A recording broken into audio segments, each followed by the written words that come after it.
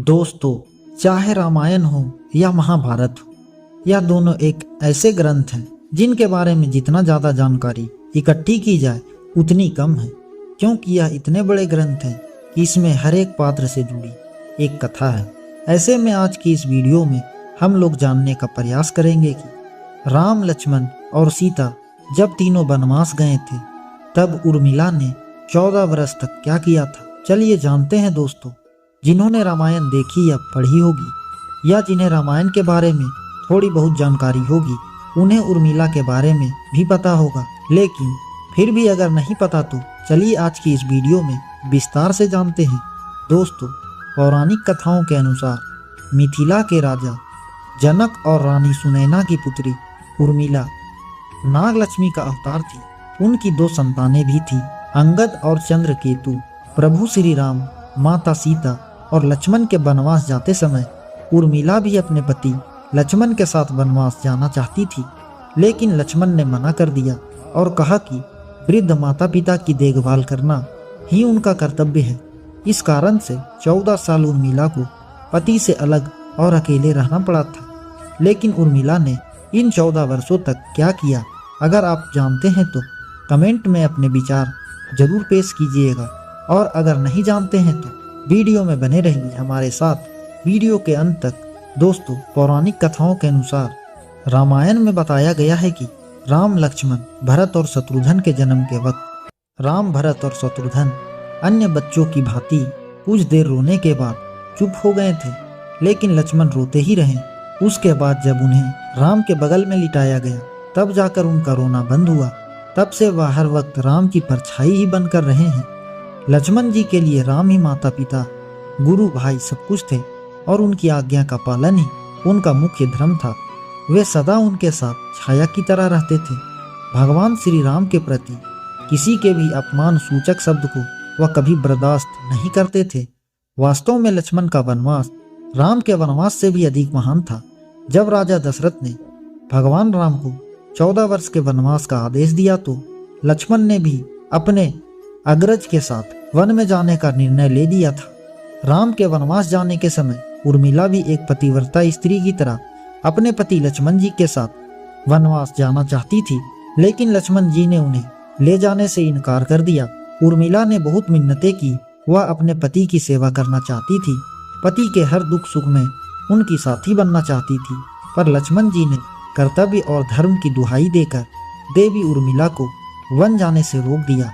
लक्ष्मण जी कहते हैं कि मैं अपने भ्राता राम और भाभी सीता की सेवा करने के लिए जा रहा हूँ। मैं नहीं चाहता कि मेरी सेवा में कोई भी कमी रह जाए। लक्ष्मण ने उर्मिला से यह कहकर इनकार कर दिया कि अयोध्या के राजा और माताओं को उनकी आवश्यकता है। उर्मिला के लिए बहुत ही कठिन समय था। उर्मिला ने दिल पर पत्थर रखकर लक्ष्मण जी की बात मान ली और वह उनके साथ नहीं गई। जब लक्ष्मण जा रहे थे उस समय सबसे विकट क्षणों में भी उर्मिला आंसू तक नहीं बहा सकी, क्योंकि उनके पति लक्ष्मण ने उनसे एक और वचन ले लिया था कि वह कभी भी आंसू नहीं बहाएगी, क्योंकि अगर वह अपने दुख में डूबी रहेगी तो परिजनों का ख्याल नहीं रख पाएगी। ऐसे में जबकि वह नववधू थी और उसके जीवन की तो अभी अभी शुरुआत ही हुई थी। लक्ष्मण के वनवास जाने के बाद उर्मिला के पिता अयोध्या आए और उर्मिला को मायके चलने का अनुरोध करने लगे, ताकि माँ और सखियों के साथ उर्मिला के पति वियोग का दुख कुछ कम हो सके। परंतु उर्मिला ने अपने मायके मिथिला जाने से इनकार करते हुए कहा कि पति के आज्ञा के अनुसार पति के परिजनों के साथ रहना है और दुख में उनका साथ छोड़ना उसके लिए अधर्म होगा। यह उर्मिला का अखंड पतिव्रता धर्म था। वन में जब राम और सीता अपनी कुटिया में विश्राम कर रहे थे तो लक्ष्मण प्रहरी के रूप में कुटिया के बाहर पहरा दे रहे थे। तभी रात में उनके समक्ष निंद्रा देवी प्रकट हुई। तब लक्ष्मण ने निंद्रा देवी से वरदान मांगा कि उन्हें 14 वर्षों के लिए निंद्रा से मुक्त कर दें। निंद्रा देवी ने लक्ष्मण को वरदान तो दे दिया, लेकिन साथ में यह भी शर्त रखी कि उनके हिस्से की निंद्रा को किसी न किसी को तो लेना ही पड़ेगा। जब लक्ष्मण ने निंद्रा देवी से निवेदन किया कि उनके हिस्से की निंद्रा उनकी पत्नी उर्मिला को दे दी जाए, तो कहा जाता है कि निंद्रा देवी के इस वरदान के कारण ही उर्मिला 14 वर्षों तक सोती ही रही थी और लक्ष्मण जी जागते रहे थे। कहते हैं वनवास से अयोध्या लौटने के बाद जब राम का राज्य अभिषेक हो रहा था तो उस समारोह में उर्मिला भी मौजूद थी, लेकिन वह नींद की अवस्था में ही थी। यह देखकर लक्ष्मण उनके ऊपर जोर जोर से हंसने लगे। यह देखकर वहां मौजूद सभी लोग दंग रह गए थे। तब लक्ष्मण ने बताया कि उर्मिला अब भी नींद में है, जब मैं उबासी लूंगा तभी उर्मिला की नींद टूटेगी। यह सुनकर सब लोग हंसने लगे और उर्मिला आहत होकर वहां से चली गई।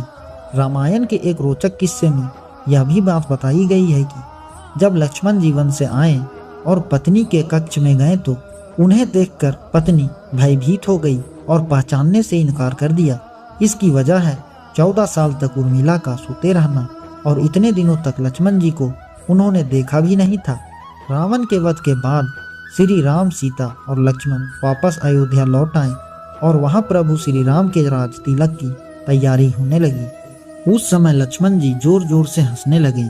तब लक्ष्मण ने इस हंसी का कारण सभी दरबार में मौजूद लोगों को बताया। उन्होंने यह कहा कि सारी उम्र उन्होंने इस घड़ी का इंतजार किया था कि मैं अब श्री राम का राज तिलक होते हुए देखूंगा, लेकिन अब उन्हें निद्रा देवी का दिया गया वचन पूरा करना है जो उन्होंने वनवास जाने से पहले लिया था। दरअसल निद्रा देवी से उन्होंने कहा था कि वह 14 वर्ष उन्हें परेशान नहीं करेगी और उनकी पत्नी उर्मिला उनके स्थान पर सोएगी। निद्रा देवी ने उनकी यह बात एक शर्त पर मानी थी कि जैसे ही वह अयोध्या लौटेंगे उर्मिला की नींद टूट जाएगी और उन्हें सोना होगा। लक्ष्मण जी इस बात पर हंस रहे थे कि अब उन्हें सोना होगा और वह राम का राज तिलक नहीं देख पाएंगे। उनके स्थान पर उर्मिला ने यह रस्म देखी थी। लक्ष्मण की उर्मिला से अंगद और चंद्रकेतु नाम के 2 पुत्र हुए थे तथा सोमदत्त नाम के पुत्र उत्पन्न हुए। अंगद ने अंगदपुरी तथा चंद्रकेतु ने चंद्रकांतापुरी की स्थापना की थी। दोस्तों, उर्मिला के पतिव्रता का बल एक अन्य कथा के अनुसार लक्ष्मण जी की विजय का मुख्य कारण बना। मेघनाद के वध के बाद उनका सर श्री राम जी के युद्ध शिविर पर रखा हुआ था। उन सबको मेघनाद की पत्नी सुलोचना लेने आई। पति का शीश देखते ही सुलोचना का दिल अत्यधिक द्रवित हो गया और वह रोने लगी। रोते रोते अपने पास खड़े लक्ष्मण की ओर देखा और कहा, सुमित्रा नंदन, तुम भूल कर भी गर्व मत करना कि मेघनाद का वध मैंने किया है। मेघनाद को धराशायी करने की शक्ति विश्व में किसी के पास नहीं थी। यह पतिव्रता नारियों का भाग्य था। अब आप सोच में पड़ गए होंगे कि निद्रा देवी के प्रभाव में आकर उर्मिला अगर 14 साल तक सोती रही तो सास और अन्य परिजनों की सेवा करने का लक्ष्मण को किया गया वादा उन्होंने कैसे पूरा किया होगा। तो इसका उत्तर यह है कि माता सीता ने एक वरदान उर्मिला को दिया था कि उस वरदान के अनुसार उर्मिला एक साथ 3 कार्य कर सकती थी। तो इस तरह उन्होंने अपना वादा पूरा किया। दोस्तों, लक्ष्मण जी ने माँ बाप की सेवा करने के लिए उर्मिला को यूं ही छोड़ना उचित समझा। उन्हें शायद पता था कि वे लोग जब वनवास जाएंगे तो उनके माता पिता को इसका गहरा सदमा लगेगा। इसीलिए लक्ष्मण जी विकट क्षणों में माँ बाप सहारा और सहानुभूति देने के लिए उर्मिला को छोड़कर वनवास चले गए। कुछ पौराणिक मान्यताओं के अनुसार यह माना जाता है कि उर्मिला के नाजुक कंधों पर लक्ष्मण जी बहुत बड़ी बड़ी जिम्मेदारियां डाल के चले गए थे। किसी भी स्त्री का विवाह उसके संपूर्ण होने की निशानी होती है। वैवाहिक जीवन के वह अनमोल पल, वह जीवन सरिता जो कोई भी नववधु अपने पति के साथ गुजारना चाहती है या गुजारना पसंद करती है, शायद वह पल उर्मिला के नसीब में नहीं था। इस दुनिया की कोई भी नववधु अपने पति से कुछ देर अलग नहीं रहना चाहती। देवी उर्मिला अपने पति से 1 नहीं 2 नहीं बल्कि पूरे 14 साल अलग रही। भला किसी नवविवाह स्त्री का इससे बड़ा त्याग और बलिदान क्या हो सकता है। इसीलिए इतने सारे त्याग, बलिदान और कष्ट सहने के बावजूद भी अपने वचनों में बंधी देवी उर्मिला रामायण के पात्रों से दबी रही। उर्मिला ने जो सहा शायद आज की कोई स्त्री ऐसा कर पाए। इसीलिए वर्तमान की दृष्टि से देखे तो उर्मिला रामायण की सबसे अतुलनीय और पवित्र पत्नी के साथ साथ त्याग, बलिदान और समर्पण की देवी मानी जाती है। आज की पीढ़ी के लिए उर्मिला का व्यक्तित्व सबसे ज्यादा पूजनीय होना चाहिए। तो दोस्तों, आज की इस वीडियो में बस इतना ही। क्या आपको इसके बारे में पहले से पता था? हमें कमेंट करके जरूर बताइएगा। और जो भी हमारे चैनल पर नए आए हैं वो हमारे चैनल को सब्सक्राइब करके वीडियो को लाइक कर दें।